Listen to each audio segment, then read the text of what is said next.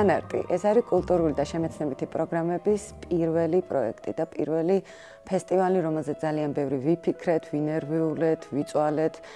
ძალიან საგულისხმოა, რომ გვინდოდა, რომ ისეთი პროექტი ყოფილიყო, რომელზეც მაშინ ყველა ლაპარაკდებოდა, არ გვინდოდა რომელიმე დღე ჩაგვარდნოდა და რაც ყველაზე მნიშვნელოვანია, ჩვენს გვერდით იყო ისეთი ადამიანი, როგორც არის ნიკოლოზ რაჭველი, რომლის იდეაც ავიტაცეთ და გადავწყვიტეთ, რომ მასთან ერთად გაგვეკეთებია მრავალდარგობრივი პროექტი, ფესტივალი, რომელიც ერთდროულად რამდენიმე ჟანრს მოიცავდა. ეს არ იყო იოლი, არ იყო ადვილი, მით უმეტეს არ იყო იმ თვალსაზრისით, რომ ჩვენ გვინდოდა თითოეულ სფეროში და დარგში ყოლოდა სახელოვანი კონსულტანტები. პირველი ფესტივალი იყო, რომელიც გავაკეთეთ ჩვენ და პასუხისმგებლობის გარდა რაღაც ჩვენი იმიჯის, ჩვენი დეპარტამენტის იმიჯის ამბავი უფრო იყო, ვიდრე ვთქვათ რაღაც სხვა დიდი ამბიცია, იმიტომ რომ გვინდოდა რომ ძალიან კარგად გამოსულიყო. და ძალიან დიდი მნიშვნელობა მივანიჭეთ იმას, რომ შიგნით თვითონ ფესტივალი სივრცე ყოფილიყო ძალიან განსაკუთრებული და თვალშისაცემი და ორიგინალური. მაგრამ ეს არ იყო იოლი, როდესაც მუშაობ ძალიან დამგრეულ და ძველ შენობაში, სადაც არაფერი არ არის გარდა რაღაც ბზარის საკედელში და ლაქების საჭერზე. აი ჩვენ რა თქმა უნდა ავიღეთ ეს ბზარები და ლაქები და რაღაც ისეთი კონტემპორარი თანამედროვედ მოვაწყვეთ ეს სივრცე. თავი ის იყო ფანარტზე, რომ არ ქონდა დიდი რესურსი, მაგრამ რაც ქონდა რესურსი, იმას ვიყენებდით ბოლომდე კი არა იმაზე მეტად, ვიდრე გამოყენება შეიძლებოდა. დაწყებული ვთქვათ რაღაცა ელემენტარული კედელში შურუპის ჩაჭედებით და ვთქვათ დაახვედით, დასუფთავებით, დამთავრებული იმით, რომ უშუალოდ აი ჩვენ ვიყავით მონაწილეები მთელი ამ პროექტის. და ეს იყო განსხვავებული და მე ვფიქრობ, რომ ამ პროექტმა ჩვენი გუნდი შეკრა ისე, როგორც აი დღემდე როგორც მოვიდივართ.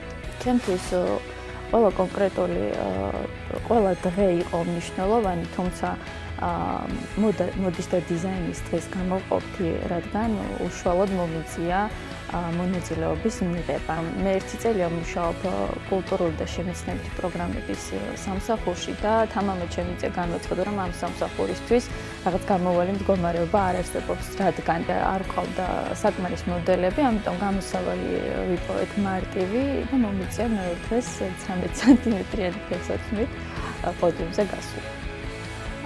შემეშინდა თავიდან, თუმცა შემდეგ უკვე მოვიკრიბე ძალები და გავიარე სწორად.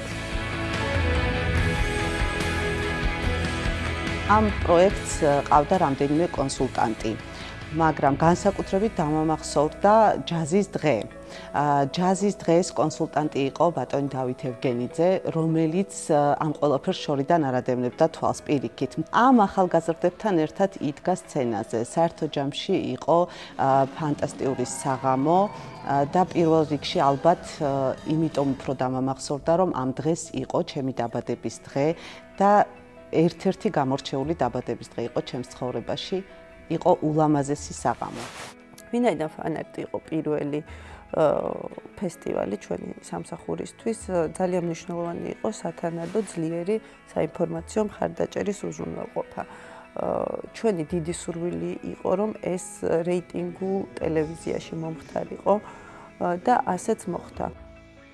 ფესტივალი ფანარტი გრძელდება კვირეულის მეხუთე დღეს, 10 ახალგაზრდა დიზაინერებმა კოლექციების ჩვენება მოაწყო. ახალგაზრდებს ფესტივალში ფან-არტი მონაწილეობის მისაღებად და ეს ფესტივალი მიზნად ისახავს ნიჭიერი ახალგაზრდების წარმოჩენას და მათ პოპულარიზაციას ფართო აუდიტორიის წინაშე.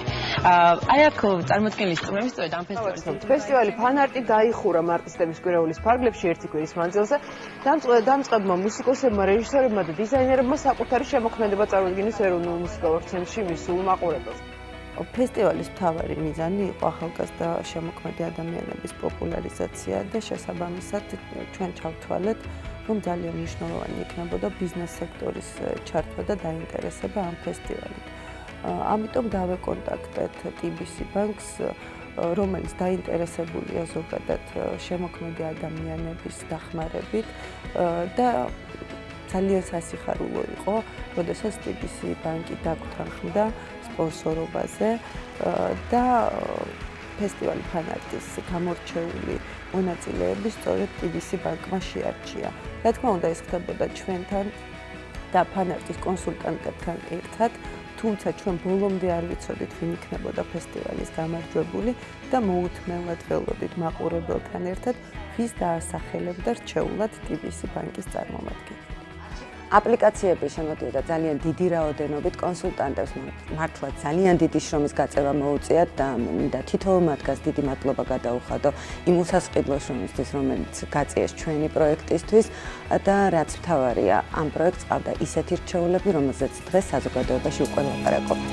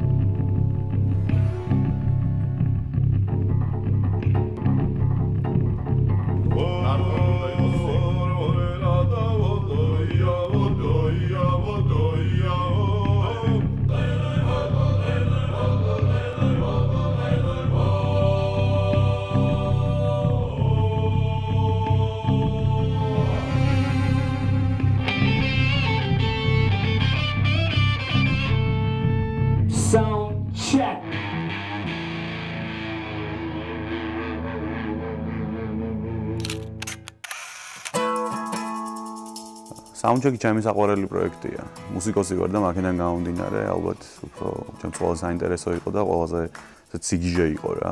ჯაზი, ფოლკი, როკი, ალტერნატივა. ნუ ძალიან ენერგია იდგა რა და ნუ მთელი ენერგია მთლიანად იგრძნობოდა რა Soundcheck-ზე. მთელი ყოველთვის განმავლობაში. ფესტივალი Soundcheck-ი არის ცენტრის პირველი პროექტი, რომელშიც მე ჩავერთე. მინდა ვთქვა, რომ ეს იყო კარგად ორგანიზებული, პროფესიონალურ დონეზე გაკეთებული პროექტი.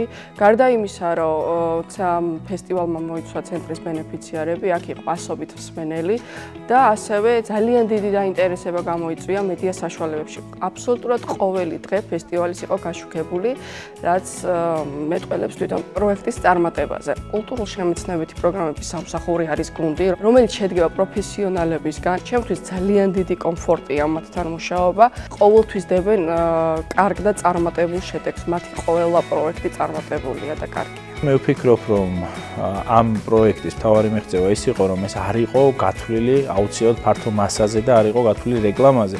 არამედ მისი მთავარი დანიშნულება იმაში მდგომარეობდა, რომ მოგვეცვა აუთვისებელი პუბლიკა და მიგვეცა მათთვის იმის საშუალება, რომ მოესმინათ მათთვის საყვარელი მუსიკა, ეს ერთი და ამავდროულად ამ ჟანრის შემსრულებლებს ქონოდათ თავისი შემოქმედების წარმოქმნის საშუალება. ძალიან მოხარული ვარ, რომ ამ პროექტის ფარგლებში შესაძლებელი გახდა იმ ხალხის ჩართვა ცენტრის საქმიანობაში, რომლებსაც ძალიან ნაკლები ყურადღება ექცეოდათ და მათ და ასე ვთქვათ, მათი გაცნობა ფართო საზოგადოებისადმი, იმიტომ რომ ეს პროექტი იმართებოდა ღიაცის ქვეშ, ყველასათვის ხელმისაწვდომ ადგილას და გარდა უშუალოდ მათი მუდმივი მსვენელისა ნებისმიერ გავლენას საშუალება ჰქონოდა რომ ეხილა ეს პროექტი და თან ეს რამდენიმე დღის განმავლობაში გრძელდებოდა, რომ საკმაოდ წარმატებული იყო აი ამ დასახელებული ასპექტების გამო. ეს არის არა უბრალოდ მუსიკა, არამედ ის კულტურა, რომ ახალგაზრდას სახელმწიფო სთავაზობს ადგილს, სადაც მათ შეუძლია მივიდეს თავის მეგობრებთან ერთად და თავის გარემოცვაში სასიამოვნოდ გაატაროს დრო. რაც ყველაზე მთავარია, ჩატარდეს აბსოლუტურად მშვიდობიანად ეს ღონისძიებები, იმიტომ რომ როგორც ცნობილია, თქვათ ხა საქართველოშიც, თქვათ დისკოტეკებზე დიდი ნაწილი დასასრული მთავრდება ხოლმე ჩხუბით. მაგრამ სწორედ ამ თავისუფალმა გარემომ შექმნა ისეთი პირობა, როდესაც ყოველი საღამო დასრულდა მშვიდობიანად და ალბათ ესეც გარკვეულწილად გარკვეული ფენომენი არის. სადაც ახალგაზრდებმა შეძლეს ერთდროულად ყოფილიყვნენ კონცერტზეც, ეცეკვათ, ალბათ შესაძლოა მიიღოთ ცოტაოდენი ალკოჰოლური სასმელიც, მაგრამ ეს ყველაფერი დამთავრდა მშვიდობიანად და იქიდან მაგალითად ხედავდი მე პირადად ძალიან ნასიამოვნებ და კმაყოფილ სახეებს. საუნდჩეკზე ჩვენ კიდევ რაღაცა ახალი გავაკეთეთ ის, რაც ანუ ძალიან ხშირად არ კეთდება საქართველოში. ახალბედა მუსიკოსებს, ანუ ახალგაზრდა მუსიკოსებს მივეცით იმის საშუალება, რომ პროფესიონალებთან ერთად გაიყვნენ სცენაზე. ყავდნენ ჰედლაინერები და ყავდნენ საქართველოში მოღვაწე საუკეთესო მუსიკოსები დაწყებული ნიკოლოზ რაჭველი, დათო ევგენიძე, თუნდაც შვიდკაცა, თუნდაც სტრინგის რეუნიონი გავაკეთეთ, რაც შემთთვის იყო ძალიან დიდი ამბავი, იმიტომ რომ აი ბავშვობაში სტრინგმა დამანახა მე თუ რამხელა პოტენციალი აქვს ქართულ მუსიკას. ნიკა კოჩარავი, რომელიც ძალიან ხარში დაგვიდგა და თვითონ აქვს ნათქვამი, რომ ძალიან მოსწონს ის თუ როგორ ვაკეთებთ ჩვენ ამ ყველაფერს, ამ მუსიკალურ პროექტებს როგორ ვუდგებით. ყველა ის მუსიკოსი, რომელიც ამ ფესტივალზე ავიდა სცენაზე, ძალიან განსაკუთრებულად კმაყოფილი იყო ამ თავისი პერფორმანსის, რაც ცოტა იშვიათია.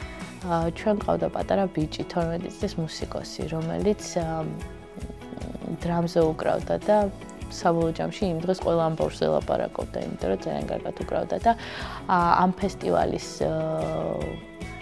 ვიდეოს მაშინ როდესაც მისმა მშობლებმა გადაიღეს ამ ფესტივალის ვიდეო და გააგზავნეს ერთ-ერთ ძალიან პრესტიჟულ სკოლაში, ჯულიარდის სკოლაში, ეს ბიჭი ახლა სექტემბერში მიდის იქ სასწავლად. აგრეთვე მონაწილეობა მიიღო სატელევიზიო შოუ ნიჭიერში და ფინალშია.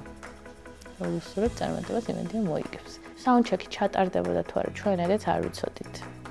რამდენიმე დღით ადრე გავიგეთ, რომ ჩატარდებოდა და იმისთვის, რომ ჩატარებოდა, ის რომ ეს ფესტივალი ჩატარდა, ეს არის სრული ამ სიტყვის მნიშვნელობით ჩვენი ამბიციის და ჩვენი მონდომების კვალობაზე ჩატარდა ეს ფესტივალი. იმიტომ რომ ყველაფერი გავაკეთეთ, ანუ ძალიან მაღალ სტრუქტურებს მივწვდით იმისთვის, რომ ეს ფესტივალი ჩატარებული იყო.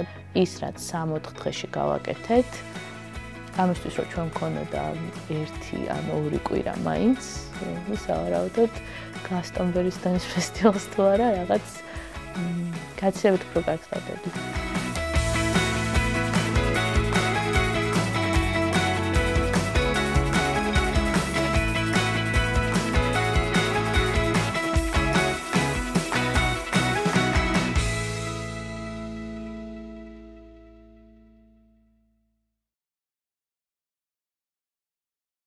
კრისტოფერ კოპოლა, ბავშვთა და ახალგაზრდობის ეროვნული ცენტრი და ფესტივალი კინემატოგრაფია ყველასათვის წარმოგიდგენთ ფესტივალს ხელმისაწვდომი ჰოლივუდის საქართველო 2013, 4-დან 16 ივნისამდე.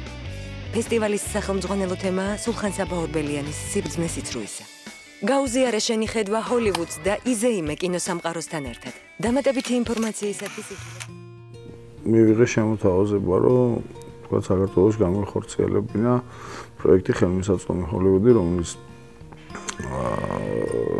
ორგანიზატორიც და დამფუძნებელიც თქვას არის კრისტოფერ კოპოლა, რომელიც არის კოპოლების ოჯახის წარმომადგენელი, ნიკოლას კეიჯის ძმა. მივიღე თუ არა შემოთავაზება მეორე დღეს მივედი ბავშვთა და ახალგაზრდობის ცენტრში პირველი შეხვედრა მქონდა ქალბატონ თეაყიფშიძესთან, სადაც გავაჟღერეთ ასე ვთქვათ წარვადგინა ეს პროექტი. ეს იყო დაახლოებით დილის 12 საათი, თუ შუა 12 საათი იყო და სადღაც 7 საათზე უკვე იყო ზარი, რომელიც განხორციელდა თეაყიფშიძის მიერ და უკვე მითხრეს, რომ ჩათვალეთ, რომ ეს პროექტი შედგება, ასე ვთქვათ, თანხმობა უკვე მივიღეთ.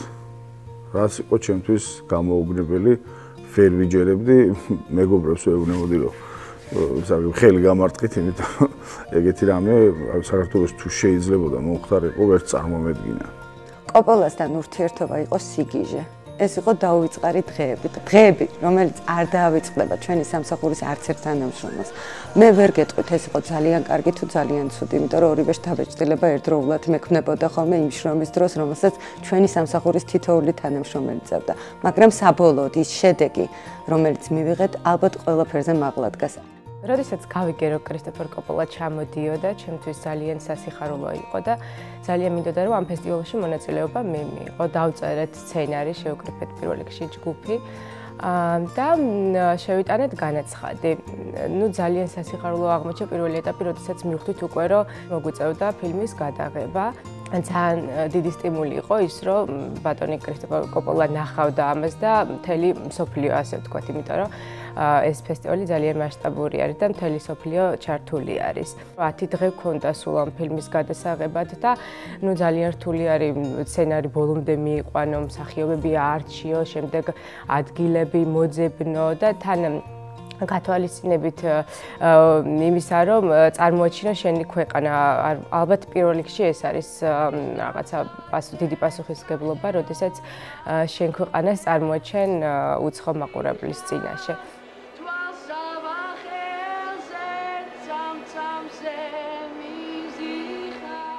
რო გავედი გადასაღებ მოედანზე, ხმაური იყო, მე სან მოშორებულ ადგილას გავედი და დავიწყე ფიქრი, რას გადავიღებდი. და ესე მომაგონდა რაღაც იქ ტრანსპორტობის რაღაც ქანდაკებასავით რაღაცა იყო. გვალი რაღაცები იყო. ბევრი ყვავილი იყო, რომელსაც ბევრი ფერი ჰქონდა და გადაუღე, რა თქმა უნდა. ჩიტებიც იყვნენ, ფრენა ეგეთი რაღაცა და მე არ ველოდი ამ ჩემ გამარჯვებას, რადგან იქ იყვნენ ძალიან ბევრი ბავშვი. ძალიან ეხმარებოდნენ ერთმანეთს, მშობლები რაღაცა. არ მეგონა რომ გავიმარჯვებდი. გავიმარჯვე და გამიხარდა.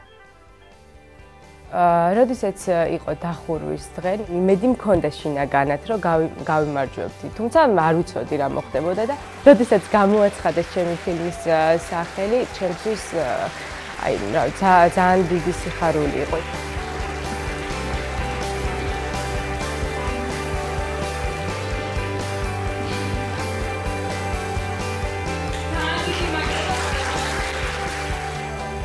ხელმისაწვდომი ჰოლივუდი აი არ მომერიდება და ნამდვილად ვიტყვი, რომ იყო გენიალური პროექტი. რატო არის ეს პროექტი განსაკუთრებით გამორჩეული? ეს პროექტი გახდა საშუალება იმისა, რომ თითოეულ ახალგაზრდა ხელით შეხებოდა და საკუთარ თავზე იგრძნო ჰოლივუდი. ის, რასაც თქვათ, ჩვენი მშობლები ჩვენს მეტწილად დიდი ხნის განმავლობაში რისკიანად უბრალოდ მივისწრაფოდით და რაც ჩვენთვის იყო ასე ვთქვათ აუხთენელი ოცნება და წარმოგვედგინა რომ ეს იყო საერთოდ უცხო პლანეტა, უცებ აღმოჩნდა ჩამოვიდა ეს პლანეტა მარსი, უცებ ჩამოვიდა თბილისში.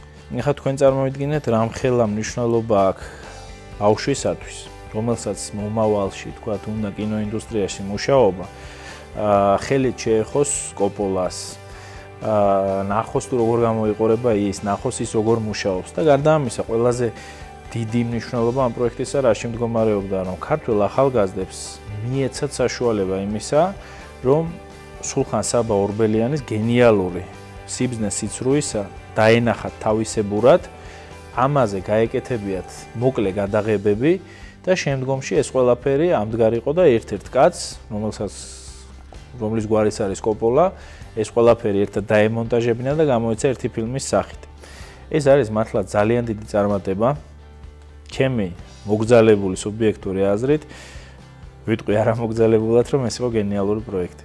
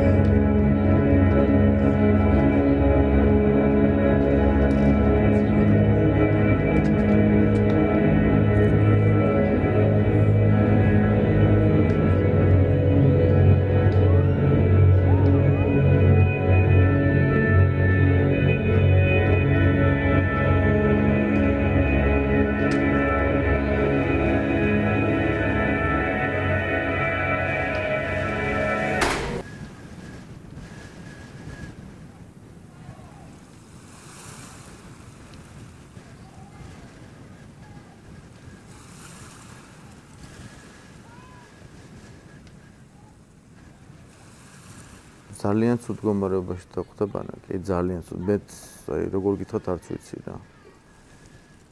გაუმართავი იყო აბსოლუტურად ნახევარი ბანაკი, ტექნიკური მხრიდანაც, ვიზუალურითაც. ძალიან ბევრი რაღაც გავაკეთეთ. დღევანდელ დღეს ბანაკი არის გამართული ყველანაირად. და სიმართლე გითხრათ, არც კი მეგონა რომ ესეთ ფორმაში მოვიდოდა.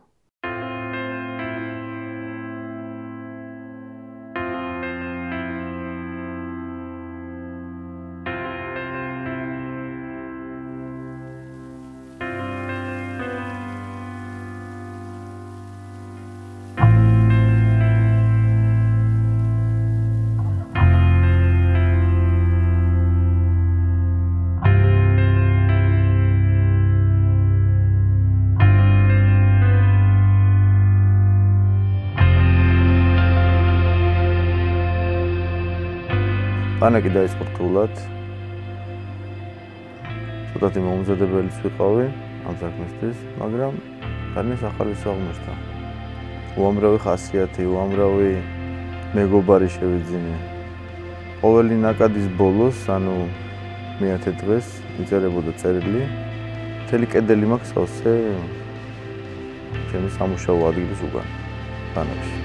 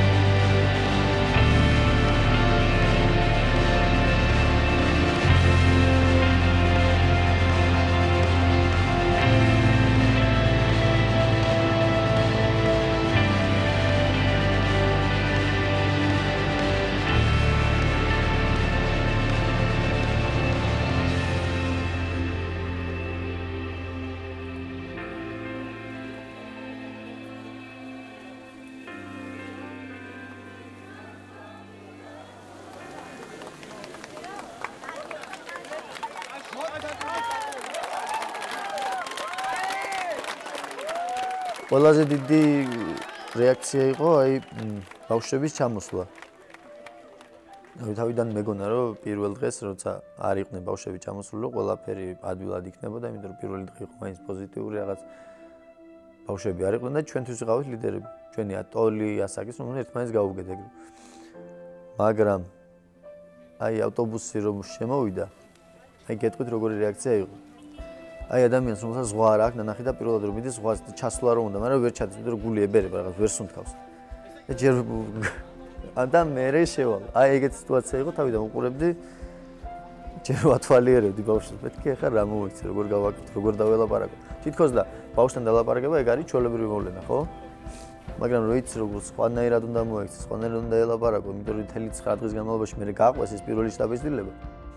თავი, ძალიან გამიჭირდა თავიდან. ჩვენი სამსახურის ყველაზე დიდი გრანდიოზული და არ ვიცი, მე ვიტყოდი ალბათ გამოცდასავით პროექტი იყო მომავლის ბანაკი. ნამდვილად არავინ არ იცოდა, რომ მოუწევდა 09-ს ან 08-ს რეჟიმში კოლ-ცენტრის გოგოებივით მუშაობა, რაც ჩვენ სამსახურში იმ მომენტში და იმ დროს ხდებოდა. არავინ არ ვიცოდით, როგორი უნდა ყოფილიყო იდეალური ბანაკი, მაგრამ სამაგერო თითოეულ ჩვენგანს ჰქონდა უდიდესი პასუხისმგებლობის გრძნობა, იმიტომ რომ საბოლოო ჯამში ჩვენი გუმასპინძლეთ 2000-მდე ბავშვს. ეს პასუხისმგებლობის გრძნობა აღმოჩნდა იმდენად მაღალი და იმდენად დიდი, რომ დღეს ვერც ერთ ადამიანს ვერ იპოვით, ვინც იტყვის, რომ ბანაკის დღეები იყო ისეთი, რომ რაღაცა ხარვეზი ქონდა, ხარვეზი პრაქტიკულად არ ყოფილა და რაც ყველაზე მთავარია, ყველაფერზე მეტყოლებს ის შთაბეჭდილებები, რომელიც იქ ყოფ ბავშვებს აქვთ. ძალიან ბევრს ვფიქრობდი, საერთოდ გაგვეგრძელებინა ეს პროექტი თუ არ გაგვეგრძელებინა და ეს ყველაფერი ბუნებრივია მარტო ჩვენზეც არ იყო დამოკიდებული. იმიტომ რომ წლების განმავლობაში ეს საზოგადოებაში აღქმული იყო როგორც პოლიტიკური პროექტი და ჩვენი სამინისტროში და ცენტრში შემოსვლის პირველივე დღიდან მოხდა იმ სურვილის გაცხადება, რომ ბავშვები და ახალგაზრდები ყოფილიყვნენ პოლიტიკისაგან აბსოლუტურად თავისუფლები. ზაფხულის დაწყებამდე საკმაოდ მოკლე ვადაში, საბოლოო ჯამში შედგა შეთანხმება იმისა, რომ უნდა ჩატარებულიყო ეს პროექტი. ბუნებრივია დავდექით ძალიან რთული ვითარების წინ, როდესაც ჩასატარებელი იყო ტენდერი, დასაკომპლექტებელი იყო ჯგუფი, რომელიც ამ ბანაკს გამართავდა, შესადგენი იყო პროგრამა და ეს ყველაფერი მოუწევ აღმოჩნდა, რომ შესაძლებელი გახდა. მაგრამ შესაძლებელი გახდა სრული ამ სიტყვის მნიშვნელობით ენით აუღწერელი შრომის შედეგად, როდესაც დღე და ღამე ბევრ თანამშრომელს აერია. დატვირთვა დღიური იყო სასწაულად დატვირთული. ანუ სიგიჟე შეიძლება ერთი სიტყვით ესე დავარქვათ, იმიტომ რომ ბავშვებს არ ქონდათ არც ერთი წუთი ეს თავისუფალი. უაზრო თავისუფლება არ ქონდათ. ანუ იყვნენ სულ ჩაბმული საქმეში, სულ პროგრამულად იყვნენ დატვირთული. აი არჩევდები და რა გასაგებად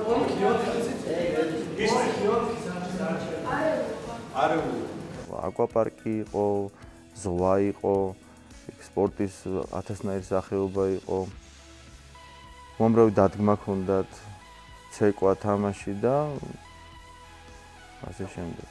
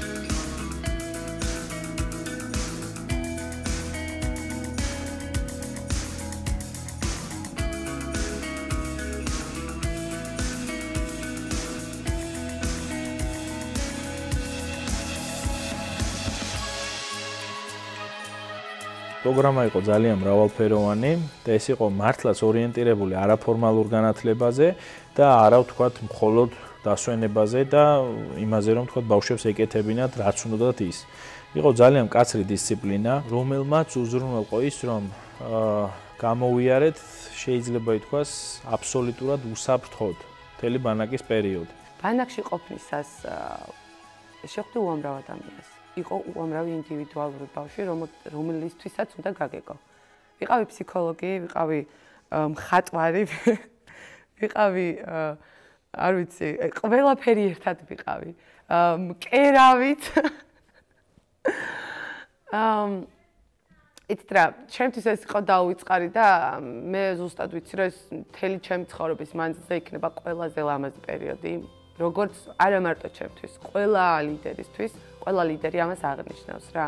ბანაკი იყო საკმაოდ სახალისო, იყო აპოლიტიკური, იყო ბავშვებისთვის ძალიან მნიშვნელოვანი და ჩვენთვის იყო ეს უდიდესი გამოცდილება. ჩვენ მთავარ მიზანს მივახციეთ, მე ვფიქრობ, იმიტომ რომ იქ იყვნენ გაღიმებული ბავშვები. სასიამოვნოდ გატარებული დრო, რომელიც მათ გაატარეს, ვიტყოდი მე ესე უფრო საზაფხულო სკოლაში, გართობის ელემენტებით, მათ არასოდეს დაავიწყდებათ და ყველაზე მთავარი ის არის, რომ ამ გუნდმა იმუშავა მართლა ძალიან კარგად და ძალიან დიდი თავდადებით და ეს ყველაფერი ჩანდა.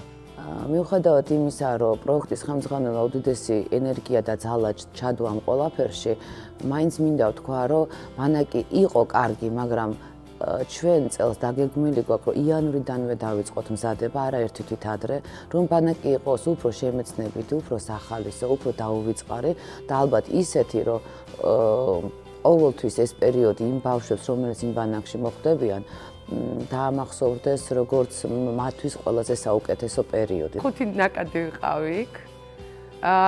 და როდესაც ჩამოვედი, არ დაგიმალავთ, თქო, აი ძალიან გულახდილად კეთყვით, რომ მე მქონდა მომენტი, როცა ლიდერის მაიკა მეცვა ჯემპრის შიგნი მაგალითად. იმიტომ რომ ის განცდა მეუფლებოდა, რომ აი მაშინ როცა ვიყავი მე ლიდერი და მაშინ რომ ძალიან კარგად ვიყავი, ეხაც მინდა რომ ის განცდა მქონდეს და იგივე აი ესეც ეს ყელსაბამი მიკეთე ძალიან ხშირად, იმიტომ რომ ახსენებს ბანაკს.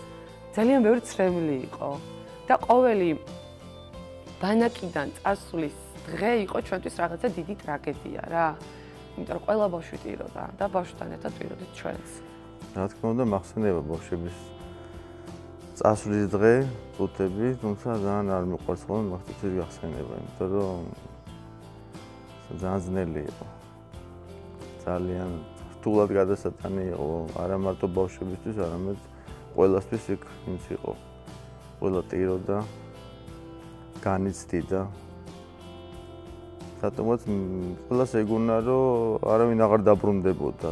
თუმცა ყველას ვაწყნარებდით, ვამშვიდებდით, რომ ესეთი რაღაც არ ხდება. თქმა უნდა, ყოველთვის სწავლიდან გამომდინარე, ყველას ძალიან დიდი შანსი ჰქონდა დაბრუნების ბანაკში. ეს 7 ნაკადი, რომელიც ჩვენ გავმართეთ მომავლის ბანაკში, იყო ყველაზე წარმატებული, ყველაზე დიდი გამოცდა ჩვენი სამსახურისთვის და რაც მთავარია, ის იყო არნახული დახურვა, რომელზეც ძალიან დიდხანს ილაპარაკებს თითოეული ადამიანი, ვინც ანაკლიაში 21 სექტემბერს იყო.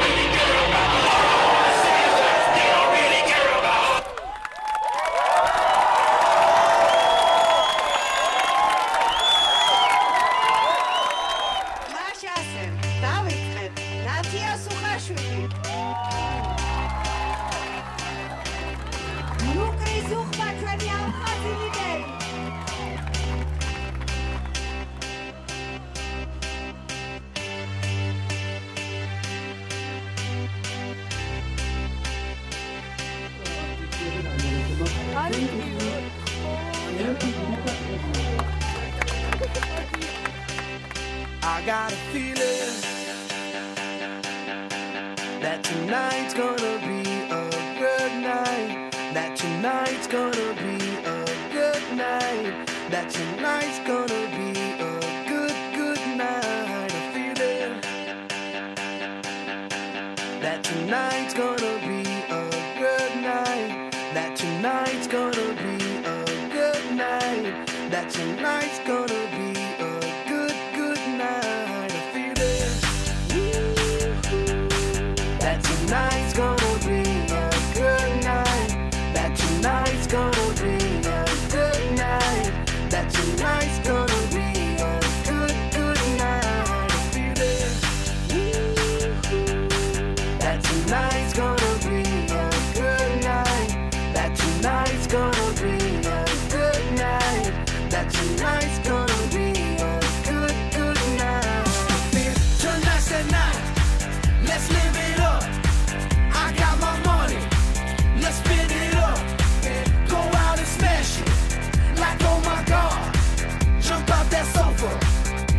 get off.